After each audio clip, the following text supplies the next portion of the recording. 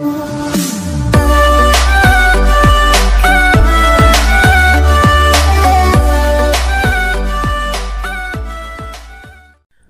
cuma mau ngingetin sama kalian, sebelum kalian download dan nonton film ini, alangkah baiknya siapkan mental kalian terlebih dahulu. Tidak perlu cemilan tapi siapkan kantong plastik, karena 1 jam kalian akan dihantui hal-hal yang sangat menakjubkan yang membuat kalian mual. Film ini sungguh mengesankan bukan karena hanya tokohnya yang berjumlah 3 orang saja, tapi inti cerita dari film ini sungguh luar binasa. Adegan dimulai dari pasangan muda Aki 19 tahun dan Kazuo 21 tahun yang baru saja jadian diculik di jalan oleh dokter gila saat akan pulang usai kencan pertama mereka. Saat terbangun, mereka berdua sudah terbelenggu di ruang bawah tanah yang berlapis plastik dengan kaki dan tangan mereka diikat ke sebuah papan yang dapat diputar-putar, dijilat dan dicelupin. Bukan Oreo ya. Yang dapat diputar-putar dan dipindahkan serta mulut mereka yang sudah disumpal. Tanpa basa-basi, Dr. G langsung bertanya pada Kazuo, pilih 1 atau 2. Karena Kazuo tak dapat menjawab lantaran mulutnya disumpal, Dr. G mengambil obeng dan menusukkan ke mulut Kazuo. Kemudian berlanjut menusuk bagian perutnya dan si dokter mengorek-orek lubang tusukannya itu. Si dokter berkata jika bau darah Kazuo sangat lezat seperti es krim. Aki yang tidak tega melihat Kazuo kesakitan memohon-mohon agar dokter menghentikan tindakannya itu. Dan dokter itu justru bertanya pada Aki apakah Aki mau menggantikan dan berkorban untuknya. Aki lalu termenung dan mengingat kencan pertamanya bersama Kazuo dan janji-janji mereka yang rela mati demi pasangannya, hingga bagaimana dia diculik si dokter yang memukul kepalanya menggunakan palu. Saat tangannya terlepas, Kazuo memanfaatkan kesempatan untuk mencoba melawan dokter gila itu. Namun, apalah daya dengan mulut dan perut yang sudah luka akibat tusukan tadi, Kazuo jadi tidak berdaya. Justru, dia mendapat tambahan tusukan di bagian telur puyuhnya.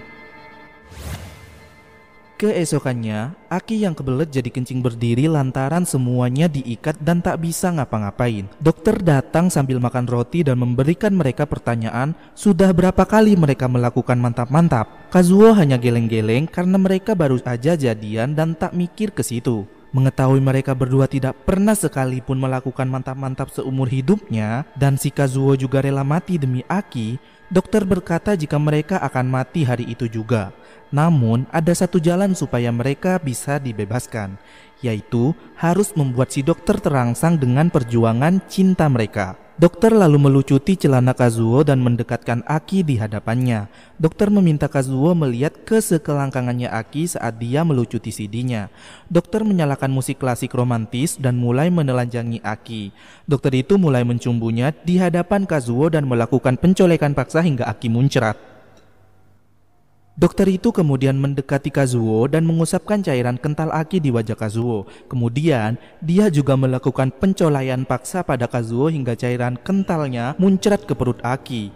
Mereka berdua pun menangis. Dokter menghentikan penyiksaan sementara dan memberikan bantuan medis untuk menyembuhkan luka Kazuo supaya dapat terus hidup untuk jangka waktu yang lama. Selanjutnya, dokter itu memotong jari Kazuo dan Aki menggunakan simso untuk dijadikan kalung. Lalu, menggunting pentil dan memenggal lengan Aki yang membuatnya pingsan karena overdosis menahan rasa sakitnya.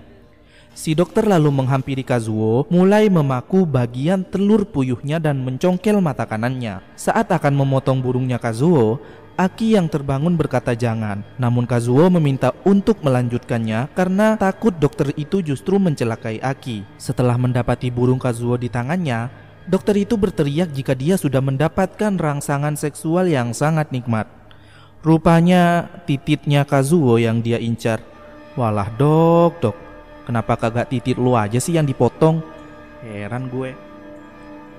Seperti halnya cowok yang sudah mendapatkan rangsangan seksual setelah colai, si dokter jadi merasa bersalah dan tersadar. Kemudian segera sigap menyelamatkan Kazuo dan Aki. Mereka dibawa ke sebuah ruangan seperti rumah sakit yang mewah untuk dirawat. Namun tetap dirantai karena takut mereka akan melarikan diri. Sebab dokter itu khawatir jika luka mereka belum sembuh total dan akan infeksi. Dokter berjanji akan merawatnya sampai sembuh. Dokter itu juga bercerita dan menjadi jelas bahwa dia memiliki keahlian medis profesional, sopan santun, dan selera tinggi, suka musik klasik, dan memakai pakaian mahal. Dokter itu menyebutkan bahwa dia orang yang sangat kaya dan seorang ahli bedah yang memiliki reputasi baik, bukan cuma seorang penyiksa yang kejam. Hanya saja mencari cara ekstrim untuk mendapatkan kepuasan dalam hidupnya yang kesepian.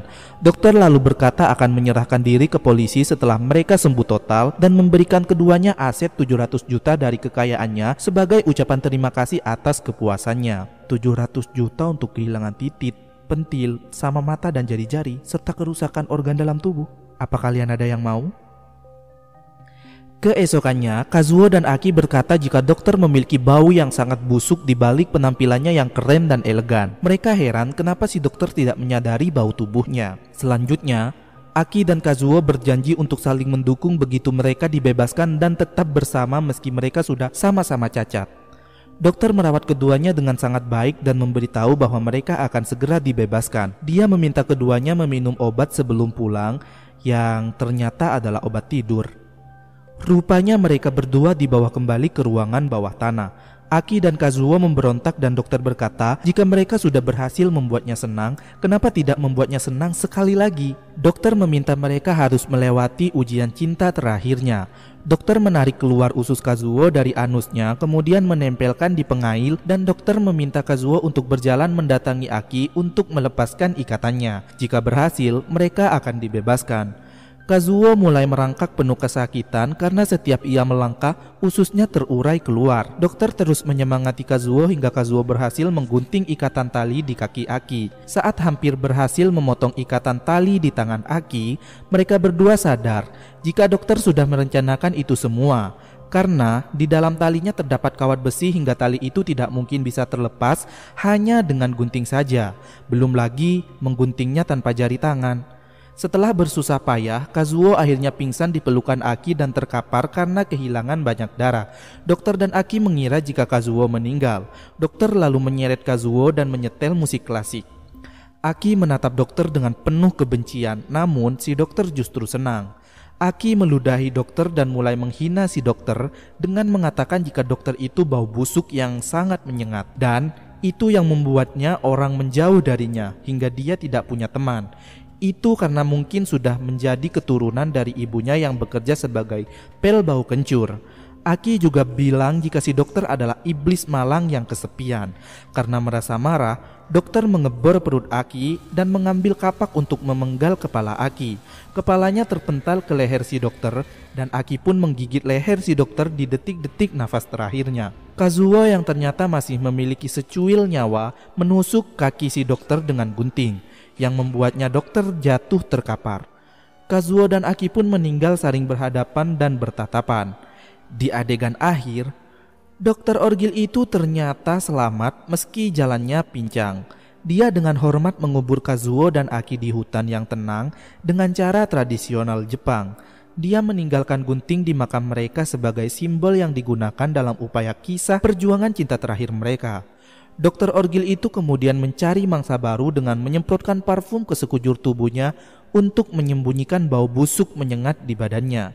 Seorang gadis lewat dan saat si dokter hendak mengeksekusinya, tiba-tiba jeng jeng jeng, tamat. Ending yang begitu sangat menakjubkan, bukan? Ada yang mau 700 juta untuk kehilangan titik, pentil, jari-jari, dan kerusakan organ tubuh? Komen di bawah.